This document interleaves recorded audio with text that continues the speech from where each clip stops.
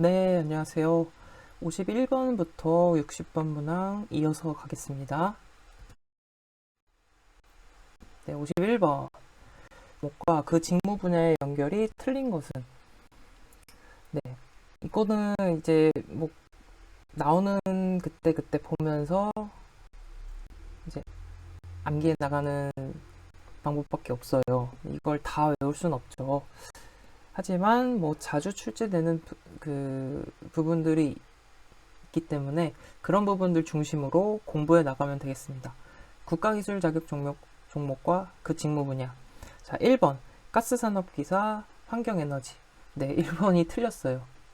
틀렸는데 안전관리에 해당이 되는데, 자, 국가기술 자격의 직무 분야가 대략 이렇게 나눠진다. 이걸 다 기억할 수는 없겠죠. 그런데 뭐 한 두세 번 읽어보시면 대략 이렇게 분류가 되는구나 정도로 알아두시면 될 것 같습니다. 사회복지 종교는 참고로 사회복지 종교 분야의 자격증, 국가기술 자격은 참고로 1개입니다. 무엇일까요? 네, 직업상담사 2급이 사회복지 종교에 해당하는 자격증입니다. 그리고 네, 경영회계사무, 보건의료, 문화예술, 디자인, 방송, 운전, 운송 이렇게 해서 쭉 있습니다. 네, 그래서 가스산업기사는 여기 안전관리에 해당하는 직무 그 자격증이 되겠습니다. 그리고 건설안전산업기사는 안전관리, 네, 안전산업기사니까 좀 생각을 해보면 가스니까 안전 쪽에 관련된다 이렇게 유추해서 좀 기억을 해두세요. 그리고 건설안전은 네, 안전이겠죠. 광학기기는 전기전자다. 광학기기니까. 그리고 방수는 이제 건설이죠. 방수산업기사. 그래서 정답은 1번이 되겠습니다. 52번 비경제활동 인구. 이 문제는 이제 이 표를 기억을 하셔야겠죠. 앞으로 많이 보시게 될 표입니다. 자, 생산 가능 인구.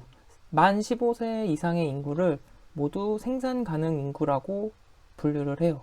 그래서 만 15세 이상 인구, 생산 가능 인구 중에 경제활동 인구와 비경제활동 인구로 나눕니다. 경제활동 인구란 무엇일까요? 네, 경제활동을 하고 있는 인구겠죠. 비경제활동 인구는 경제활동을 참여하고 있지 않는 그런 인구를 비경제활동 인구라고 합니다. 네, 뭐 이건 분류니까 주부도 물론 이제 그 가사 활동이 충분히 이제 경제적 가치를 갖고 있지만 이제 통계상으로는 비경제 활동 인구에 분류가 된다라는 것을 기억을 해주세요. 그리고 여기에 뭐 학생들, 취업준비생들, 연로자, 어쨌든 경제활동에 참여하지 않는 사람들이 이제 포함이 되는 것이고요. 다만 이거를 기억하시면 돼요. 경제활동 인구가 취업자와 실업자로 분류가 되는데 실업자는 이제 실제로 일을 하는 사람은 아니지만 이제 경제활동 인구로 포함이 된다는 거. 실업자를 잘 기억을 해두세요. 실업자가 경제활동 인구에 포함이 된다. 그래서 실업자의 기준은 구직기간 4주를 기준으로 이제 실업자를 분류를 하게 됩니다. 그리고 취업자는 취업자의 정의, 수입 목적으로 1시간 이상 일을 한 자, 1시간 이상 수입 목적으로 일을 하면 이제 취업을 한 걸로 봐요. 그리고 무급이지만 무급 가족 종사자, 가족 기업, 가족 사업체는 이제 돈을 안 받고 하는 가족 구성원도 많죠. 하지만 18시간 이상 일했으면 이것도 이제 취업을 한 걸로 간주를 한다라는 거예요. 18시간 이상 무급 가족 종사자. 네, 주당이죠, 주당. 그리고 일시휴직자도 취업자로 분류가 됩니다. 그래서 1시간 이상 경제적 수익을 목적으로 일을 했거나 아니면 18시간 이상 일한 무급가족 종사자, 일시휴직자는 취업자로 분류가 된다. 그리고 실업자는 경제활동 인구에 포함이 된다. 다시 정리하면 생산가능 인구는 경제활동 인구와 비경제활동 인구로 나뉘는데 비경제활동 인구는 말 그대로 경제활동에 참여하지 않는 사람들을 말하고 근데 경제활동 인구는 취업자와 실업자로 나뉜다. 네, 실업자가 경제활동 인구에 포함이 되고 취업자는 1시간 이상 일하는 사람, 18시간 이상 일한 무급가족 종사자, 일시휴직자가 포함이 된다 라고 했어요. 그렇다면 비경제활동 인구 해당하는 것은 문제로 돌아갈게요. 1번 수입 목적으로 1시간 이상 경제활동 인구에서 취업자에 해당이 되겠죠. 일시휴직자도 취업자에 포함이 된다고 했습니다.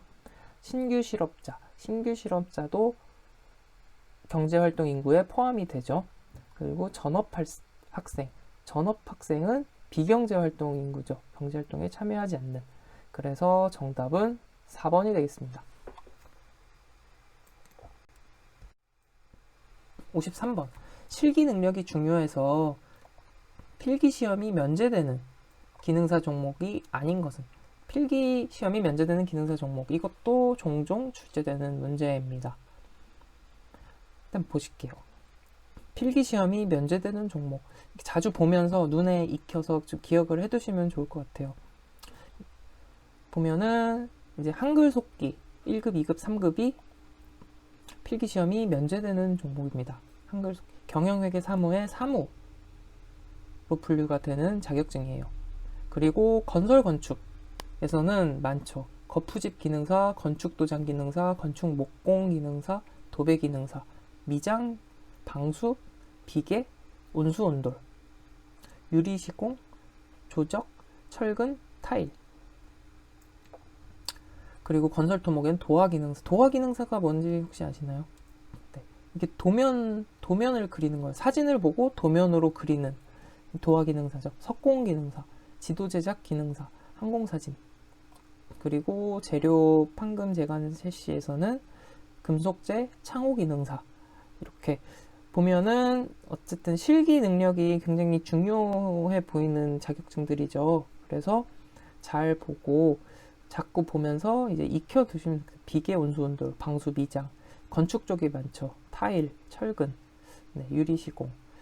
그래서 이거는 네, 이렇게 자주 보면서 기억을 하는 수밖에 없어요. 그래서 측량 기능사는 필기시험 면제에 해당되지 않는다. 라는 말씀. 네, 이거는 이제 캡처해 놓고 자주 보세요. 제가 출제가 되었던 것들 중심으로 이제 정리를 해 놓은 거니까 자꾸 보면서 익혀두시면 되겠습니다. 이게 출제도 좀 은근히 빈번히 되죠. 네, 그래서 꼭 기억을 해주시기 바랍니다. 54번. 워크넷에 대한 설명으로 틀린 것은 1번. 직업심리검사, 취업가이드, 취업지원 프로그램 등 각종 취업지원 서비스를 제공한다. 네, 맞는 얘기죠. 그리고 2번. 기업회원은 허위구인 방지를 위해 고용센터에 방문하여 구인 신청서를 작성해야 한다. 일일이 그걸 다 작성을 하려면 굉장히 힘들겠죠. 기업이 엄청 많은데요, 그쵸? 네, 온라인으로도 가능합니다. 네, 그 사업자 등록증 이런 그 증빙 서류를 이제 확인할 수만 있다면 이제 온라인으로도 가능합니다. 2번이 틀린 것이고요. 그 다음에 3번. 청년 친화 강소기업, 공공기관, 시간 선택제 일자리, 기업 공채 등의 채용 정보를 제공한다. 네, 맞는 얘기입니다. 그리고 직종별, 근무 지역별, 기업 형태별 채용 정보를 제공한다. 맞는 얘기죠. 그래서 이제 온라인으로도 기업회원 구인 신청이 가능하다는 거, 그리고 남은 선택지의 내용도, 다른 선택지의 내용도 다시 한번 읽어보시고 네, 숙지하시기 바랍니다. 55번이요. 직업정보 수집 시 2차 자료의 원천에 해당하지 않는 것은 네, 2차 자료가 무엇일까요? 1차 자료와 2차 자료를 구분하면 돼요. 1차 자료는 직업 정보인데 1차 자료는 직접 만든 자료, 직접 수집한 자료가 1차 자료. 2차 자료는 이미 존재하는 자료가 2차 자료예요. 네, 이미 누군가에 의해서. 그렇다면 1번 대중매체. 이미 존재하는 자료죠. 누가 만들어 놓은 자료잖아요. 공문서와 공식 기록. 공공기관에서 이미 만들어 놓은 자료죠. 직접 수행한 심층 면접 자료. 직접. 또 친절하게 직접 수행했다고 얘기 나왔죠. 직접 했어요. 그럼 1차 자료가 되겠죠. 내가 직접 수집, 분석, 가공한 자료니까. 민간부문 문서도 누군가가 만들어 놓은 자료잖아요. 그렇기 때문에 정답은 3번이 되겠습니다. 56번. 한국 표준직업분류 제7차에서 직업분류의 개념과 기준에 관한 설명이다. 괄호 안에 알맞은 직업분류 단위는 직무 범주와 기준에는 직무별 고용의 크기 또한 현실적인 기준이 된다. 직무 범주와 기준에는 이제 직무별로 고용 크기가 기준이 된대요. 한국 표준직업 분류에서는 괄호 단위에서 최소 1000명의 고용을 기준으로 설정하였다. 근데 이거는 뭐 모르면 맞출 수가 없죠. 세분류 단위래요. 세분류 단위. 그래서 직무 범주와 기준에는 직무별 고용의 크기 또한 현실적인 기준이 된다. 한국 표준직업 분류에서는 세분류 단위에서 최소 1000명의 고용을 기준으로 설정하였다. 세분류 1000명을 기준으로 했대요. 근데 고용자 수가 많은 세분류는 5천에서 10,000명이 분포되어 있을 것으로 판단된다. 라고 했어요. 네. 그래서 세분류 단위에서 최소 1000명을 기준으로 설정하였다. 직무 범주와 기준에는. 네. 그래서 이 내용 확인하시고 넘어갈게요. 57번이요. 네. 직업 성립의 일반 요건과 가장 거리가 먼 것은? 직업 성립의 일반 요건은 이제 4가지가 있습니다. 윤리성, 사회성, 경제성, 계속성이 있는데요. 윤리성은 이제 비윤리적인 일을 하면 안 된다는 거죠. 그리고 사회성은 이 직업 자체가 사회적인 기여를 하는 이제 그런 일이어야 한다는 겁니다. 그리고 경제성은 이 직업 일을 통해서 경제적인 거래가 있어야 직업이 되는 거죠. 네. 무급이면은 이제 직업이라고 하기가 어렵겠죠. 그리고 계속성, 주기적, 계절적, 계속적인 속성을 말하는 겁니다. 계속성, 계속적으로 하는 일, 주기적이든 계절적이든 계속적이든. 그래서 윤리성, 사회성, 경제성, 계속성. 네. 윤사, 경계. 기억을 해두시고요. 사회보장성은 직업 성립의 일반 요건과 거리가 먼 것이죠. 그래서 정답은 4번입니다. 58번. 국가기술 자격 서비스 분야 종목 중 응시 자격에 제한이 없는 것으로만 짝지어진 것은? 네. 이것도 이제 사실 암기예요. 근데 자꾸 보면서 익히는 수밖에 없어요. 자, 응시 자격에 제한이 없는 국가기술 자격 시험. 제가 기출된 내용들을 쭉 찾아봤어요. 그래서 텔레마케팅 관리사, 스포츠 경영 관리사, 직업상담사 2급, 직업상담사 2급 응시 자격 제한이 없죠. 사회조사 분석사 2급도, 전자상거래 관리사 2급, 소비자 전문 상담사 2급, 컨벤션 기획사, 그래서 컨벤션 기획사, 직업상담사, 사조, 사회조사 분석사, 전자상거래 관리사, 소비자 전문 상담사, 스포츠 경영, 텔레마케팅. 이렇게 응시 자격 제한이 없다. 기억을 해두시면 되겠습니다. 그리고 임상심리사 2급 보기에 나와 있는데, 임상심리사 2급은 이제 1년 이상 실습 수련 또는 2년 이상 실무에 종사한 사람으로서 대학 졸업자 및 졸업 예정자가 가능합니다. 네, 자격 요건이 있어요. 수련이나 실무 요건을 충족해야 지원할 수 있다. 국제의료 관광 코디네이터도 응시 자격의 조건이 있죠. 그래서 관련 분야 학과의 대학 졸업자나 예정자 또는 2년제면은 2년 이상 실무, 3년제면 1년 이상 실무. 그러니까 4년제 대학 기준으로 그 연수를 맞춰야 한다는 이야기고, 그다음 거기에 덧붙여서 어학 점수가 포함이 돼요. 이렇게 토익이나 탭스, 뭐 일본어, 중국어 등 이제 어학 점수 기준이 있다는 것을 기억하시면 되겠습니다. 그래서 응시 자격이 없는 국가기술 자격시험 기억을 하시고, 그렇다면 정답은 몇 번일까요? 정답 2번이 되겠죠? 사회조사 분석사 2급, 소비자 전문 상담사 2급, 텔레마케팅 관리사. 네. 그래서 자꾸 보면서 아예 기억을 해버리세요. 네. 아마 뒤에 뭐 또 나올 거예요. 어느 회차인가 또 이 문제가 나와 있을 겁니다. 네, 59번으로 넘어갈게요. 직업 정보 수집을 위한 서베이 조사에 관한 설명으로 틀린 것은? 1번. 면접 조사는 우편 조사에 비해 비언어적 행위의 관찰이 가능하다. 그렇죠. 직접 마주보고 하니까 비언어적 행위를 관찰할 수 있죠. 2번.